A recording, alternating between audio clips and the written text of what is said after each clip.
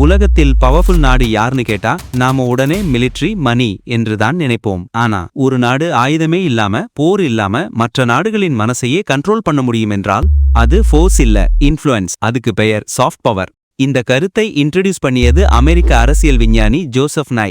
ஆனா இன்ட்ரெஸ்டிங் என்னன்னா, இந்த ஐடியாவை ரியலா பயன்படுத்துற நாடுகளில் இந்தியா தான் ஒரு டாப் எக்ஸாம்பிள்.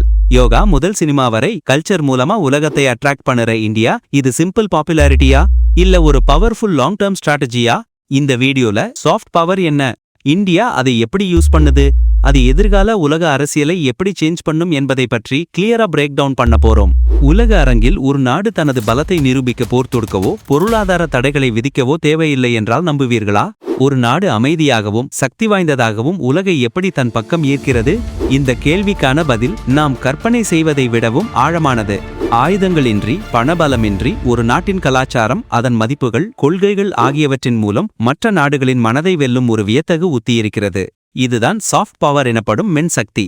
இந்த மென்சக்தி ஒரு நாட்டின் கவர்ச்சி மற்றும் ஈர்ப்பு மூலம் மற்ற நாடுகளின் விருப்பங்களையும் முடிவுகளையும் தனக்கு சாதகமாக மாற்றிக்கொள்ளும் திறனை குறிக்கிறது. அமெரிக்க அரசியல் விஞ்ஞானி ஜோசப் நை முதலில் இந்த கருத்தை 1990களில் தனது bound to lead the changing nature of American power என்ற புத்தகத்தில் முன்வைத்தார். பின்னர் 2004ஆம் ஆண்டு soft power the means to success in world politics என்ற தனது படைப்பில் இதை மேலும் விரிவுபடுத்தினார். பாரம்பரியமாக நாம் அறிந்திருக்கும் இராணுவ பலம் அல்லது பொருளாதார அழுத்தம் போன்ற கடின சக்திகளுக்கு முற்றிலும் மாறானது இந்த அணுகுமுறை. கடின சக்தி என்பது மற்றவர்களை அச்சுறுத்துவது அல்லது வெகுமதி அளிப்பது என்றால், மென்சக்தி என்பது அவர்களை கவர்ந்தெழுப்பது. இது கட்டாயப்படுத்துவதற்கு பதிலாக ஒத்துழைப்பை தூண்டுகிறது. கடின சக்தி உடனடி முடிவுகளை தரக்கூடும் என்றாலும் மென்சக்தி நீண்டகால உறவுகளையும் ஆழமான செல்வாக்கையும் உருவாக்குகிறது. இந்த இரண்டு சக்திகளின் கலவையான அணுகுமுறையை ஸ்மார்ட் பவர் என்று ஜோசப் நை பின்னர் விளக்கினார். இது சூழ்நிலைக்கு ஏற்ப கடின மற்றும் மென் சக்திகளை திறம்பட பயன்படுத்துவதை குறிக்கிறது. இந்த மென்சக்தி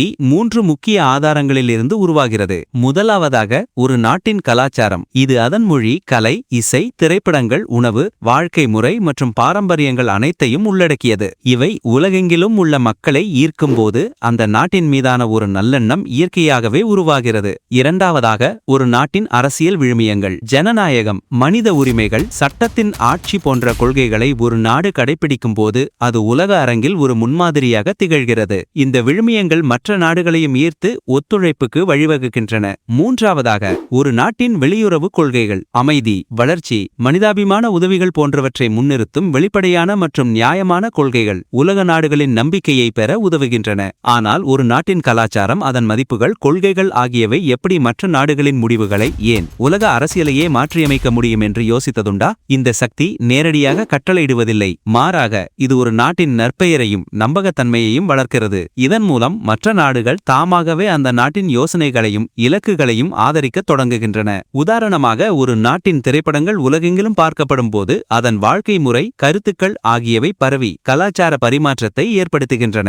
இது வெறும் பொழுதுபோக்கு மட்டுமல்ல, ஒரு ஆழமான கலாச்சார தூதுவன். ஒரு நாட்டின் மென்சக்தி உலகளாவிய கருத்தை வடிவமைப்பதில், அதன் அரசியல் மற்றும் பொருளாதார நலன்களை மேம்படுத்துவதில், அத்துடன் உலகளாவிய சவால்களை எதிர்கொள்ள சர்வதேச ஒத்துழைப்பை வளர்ப்பதிலும் முக்கிய பங்கு வகிக்கிறது. இந்தியாவின் மென்சக்தி ஒரு காலவரிசை மற்றும் விரிவான பார்வை. இந்தியாவை பொறுத்தவரை மென்சக்தியின் பயன்பாடு என்பது ஒரு நீண்ட வரலாற்றை கொண்டது. பண்டைய காலத்திலிருந்தே இந்தியா தனது தத்துவம், ஆன்மீகம், கலை மற்றும் கலாச்சாரம் மூலம் உலகை கவர்ந்துள்ளது. குறிப்பாக புத்த மதத்தின் தோற்றம் மற்றும் அதன் பரவல் இந்தியாவின் மென்சக்திக்கு ஒரு சிறந்த எடுத்துக்காட்டு. அசோக பேரரசரின் காலத்தில் போரை துறந்து தர்மத்தை பரப்புவதன் மூலம் பௌத்தம் ஆசியா முழுவதும் அமைதியான முறையில் பரவியது. இந்திய உபகண்டத்தின் தத்துவங்களான யோகா, ஆயுர்வேதம் மற்றும் கணிதம், வானியல், மருத்துவத் துறைகளில் இந்திய அறிஞர்களின் பங்களிப்புகள் உலகிற்கு ஒளியூட்டின. சம்ஸ்கிருத இலக்கியங்கள், காவியங்கள் மற்றும் சங்க இலக்கியங்கள் இன்றும் உலக அறிஞர்களால் போற்றப்படுகின்றன.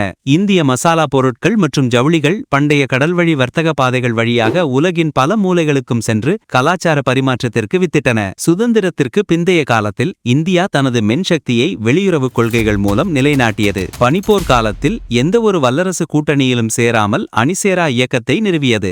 இந்தியாவின் தன்னாட்சி புரட்சி மற்றும் அமைதியான அணுகுமுறையை உலகிற்கு பறைசாற்றியது. இது பல புதிய சுதந்திர நாடுகளுக்கு ஒரு முன்மாதிரியாக அமைந்தது. 20ஆம் நூற்றாண்டின் பிற்பகுதியில் இந்திய புலம்பெயர்ந்தோர் உலகெங்கிலும் பரவி இந்திய கலாச்சாரத்தை தங்கள் புதிய நாடுகளுக்கு எடுத்துச் சென்றனர். இன்றைய நவீன காலத்தில் இந்தியாவின் மென் சக்தி பல வழிகளில் வெளிப்படுகிறது. டிஜிட்டல் புரட்சி மற்றும் இணையத்தின் வளர்ச்சி இந்திய கலாச்சாரத்தை உலகெங்கிலும் உள்ள கோடிக்கணக்கான மக்களை சென்றடைய உதவியுள்ளது. கலாச்சார மென் சக்தி. திரைப்படங்கள். பாலிவுட் திரைப்படங்கள் உலகெங்கிலும் உள்ள கோடிக்கணக்கான மக்களை சென்றடைந்துள்ளன. அதன் இசை, நடனம், கதைகள் ஆகியவை இந்திய கலாச்சாரத்தின் ஒரு பகுதியாக பல நாடுகளில் கொண்டாடப்படுகின்றன. பாலிவுட் மட்டுமல்லாமல் தமிழ், தெலுங்கு, மலையாளம் போன்ற பிராந்திய மொழி திரைப்படங்களும் உலக அரங்கில் அங்கீகாரம் பெற்று வருகின்றன. குறிப்பாக OTT தளங்களின் வருகைக்கு பிறகு யோகா மற்றும் ஆயுர்வேதம் போன்ற இந்தியாவின் பாரம்பரிய ஆரோக்கிய முறைகள் உலகளாவிய அங்கீகாரத்தை பெற்றுள்ளன.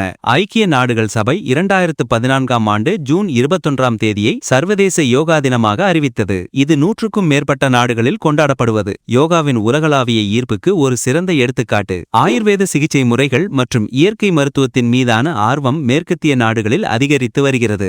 இந்திய உணவு வகைகளும் உலகெங்கிலும் பிரபலமாகி பல நாடுகளில் இந்திய உணவகங்கள் பெருகி வருகின்றன. மசாலா பொருட்களின் கலவை, பிராந்திய வேறுபாடுகள் மற்றும் தனித்துவமான சுவைகள் உலகெங்கிலும் உள்ள உணவு பிரியர்களை கவர்ந்துள்ளன. இது சமையல் ராஜதந்திரம் மூலம் கலாச்சார புரிதலை வளர்க்கிறது. கர்நாடக மற்றும் இந்துஸ்தானி பாரம்பரிய இசை வடிவங்கள், பரதநாட்டியம், கதகளி போன்ற பாரம்பரிய நடனங்கள் உலகெங்கிலும் உள்ள கலை ஆர்வலர்களை ஈர்க்கின்றன. சமகால இந்திய இசை மற்றும் நடன வடிவங்களும் உலகளாவிய மேடைகளில் தங்கள் இடத்தை பிடித்துள்ளன. தமிழ், சம்ஸ்கிருதம் போன்ற மொழிகளின் செழுமையும் அவற்றின் இலக்கிய பாரம்பரியமும் உலகளாவிய அளவில் ஆய்வு செய்யப்படுகின்றன. ரவீந்திரநாத் தாகூர் போன்ற எழுத்தாளர்களின் படைப்புகள் நோபல் பரிசு பெற்று இந்திய இலக்கியத்தின் தரத்தை உலகிற்கு உணர்த்தின. அரசியல் விழுமியங்கள் சார்ந்த மென்சக்தி. இந்தியா உலகின் மிகப்பெரிய ஜனநாயகம் என்ற பெருமையுடன் அதன் பன்முகத்தன்மையையும் மத நல்லிணக்கத்தையும் முன்னிறுத்துகிறது. இந்த அரசியல் விழுமியங்கள் பல வளரும் நாடுகளுக்கு ஒரு உத்வேகமாக அமைந்துள்ளன. இந்தியா பல்வேறு மொழிகள், மதங்கள் மற்றும் கலாச்சாரங்களை கொண்ட ஒரு பன்முகத்தன்மை கொண்ட நாடாக இருந்தபோதிலும் ஜனநாயக விழுமியங்களை நிலைநிறுத்தி வருகிறது. சுதந்திரமான மற்றும் நியாயமான தேர்தல் செயல்முறைகள், பல கட்சி அமைப்பு மற்றும் வலுவான அரசியல் அமைப்பு ஆகியவை இந்தியாவின் ஜனநாயகத்தின் வலிமையை எடுத்துக்காட்டுகின்றன.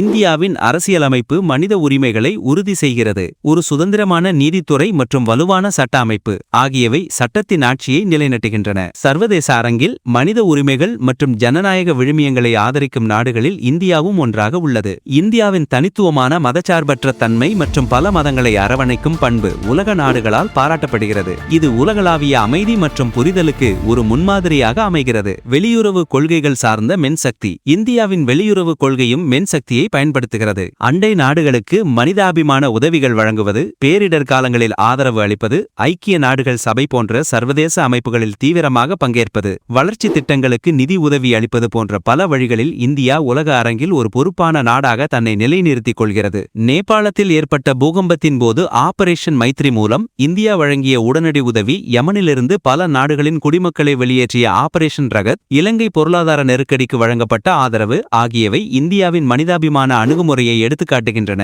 இந்தியா ஆப்பிரிக்க மற்றும் ஆசிய நாடுகளுக்கு திறன் மேம்பாடு, தொழில்நுட்ப பரிமாற்றம் மற்றும் கடன் வசதிகள் மூலம் வளர்ச்சி திட்டங்களுக்கு உதவுகிறது. இந்திய தொழில்நுட்ப மற்றும் பொருளாதார ஒத்துழைப்பு திட்டம் பல நாடுகளின் மாணவர்களுக்கு இந்தியாவில் பயிற்சியளித்து அவர்களது வளர்ச்சிக்கு உதவுகிறது. ஐக்கிய நாடுகள் சபையின் அமைதி காக்கும் பணிகளில் இந்தியா தொடர்ந்து முக்கிய பங்காற்றி வருகிறது. G20, பிரிக்ஸ், ஷாங்காய் ஒத்துழைப்பு அமைப்பு போன்ற பல சர்வதேச அமைப்புகளில் இந்தியா தீவிரமாக பங்கேற்று உலகளாவிய பிரச்சினைகளுக்கு தீர்வு காண முயற்சிக்கிறது. 2023ஆம் ஆண்டு G20 உச்சி மாநாட்டை இந்தியா வெற்றிகரமாக நடத்தியது. ஒரே பூமி, ஒரே குடும்பம், ஒரே எதிர்காலம் என்ற அதன் தத்துவத்தை உலக அரங்கில் நிலைநாட்டியது. குறிப்பாக கொரோனா பெருந்தொற்று காலத்தில் இந்தியா உலக நாடுகளுக்கு தடுப்பூசிகளை வழங்கிய தடுப்பூசி மைத்ரி திட்டம் அதன் மென்சக்திக்கு ஒரு மிகச் சிறந்த எடுத்துக்காட்டு. இது உலகளாவிய சுகாதார பாதுகாப்பிற்கு இந்தியா அளித்த மகத்தான பங்களிப்பாகும். சர்வதேச சூரிய சக்தி கூட்டணி போன்ற முன்முயற்சிகளை இந்தியா முன்னெடுத்து காலநிலை மாற்றத்தை எதிர்த்து போராடுவதில் உலகளாவிய ஒத்துழைப்பை வளர்க்கிறது. எதிர்காலத்தில் உலக அரசியல் மேலும் சிக்கலாகவும் பலமுனைத்தன்மை கொண்டதாகவும் மாறும் நிலையில் மென்சக்தியின் பங்கு இன்னும் அதிகரிக்கும். இராணுவ மோதல்கள் மற்றும் பொருளாதார தடைகளுக்கு மாற்றாக நாடுகள் தங்கள் செல்வாக்கை நிலைநாட்ட மென்சக்தியை அதிகம் நாடும். இது நீண்டகால உறவுகளை வளர்க்கவும் உலகளாவிய சவால்களை கூட்டாக எதிர்கொள்ளவும் உதவுகிறது. பருவநிலை மாற்றம், தீவிரவாதம், பெருந்தொற்று போன்ற பிரச்சினைகளுக்கு தீர்வு காண நாடுகளுக்கிடையே பரஸ்பர நம்பிக்கை மற்றும் ஒத்துழைப்பு அவசியம். இந்த நம்பிக்கை மற்றும் ஒத்துழைப்பை வளர்ப்பதில் மென்சக்தி ஒரு முக்கிய கருவியாக செயல்படுகிறது. உலகளாவிய மென்சக்தி குறியீடுகள் கூட கூட ஒரு நாட்டின் கலாச்சார கவர்ச்சி, அரசியல் ஈடுபாடு மற்றும் டிஜிட்டல் செல்வாக்கு ஆகியவற்றை அளவிடுகின்றன. இதில் இந்தியா போன்ற நாடுகள் தங்கள் செயல்திறனை மேம்படுத்த தொடர்ந்து முயற்சி செய்கின்றன. இந்தியா போன்ற ஒரு வளர்ந்து வரும் உலக சக்திக்கு அதன் கலாச்சார பாரம்பரியம், ஜனநாயக விழுமியங்கள் மற்றும் பொறுப்பான வெளியுறவு கொள்கைகள் மூலம் உலக அரங்கில் தனது செல்வாக்கை நிலைநாட்டுவது மிகவும் அவசியம். மென் சக்தி என்பது ஒரு நாட்டின் ஆத்மா. அது ஆயுதங்களை விடவும் பணத்தை விடவும் வலிமையானது. இந்தியாவின் மென் சக்தி அதன் பன்முகத்தன்மையையும் உலகளாவிய பங்களிப்பையும் எடுத்துரைக்கிறது. இது வெறும் கவர்ச்சி மட்டுமல்ல, உலகளாவிய அமைதிக்கும் நல்லிணக்கத்திற்கும் இந்தியா அளிக்கும் ஒரு நிரந்தரமான பங்களிப்பு. இந்த அமைதியான செல்வாக்கு உலக அரங்கில் இந்தியாவை ஒரு தனித்துவமான மற்றும் மரியாதைக்குரிய சக்தியாக நிலைநிறுத்துகிறது.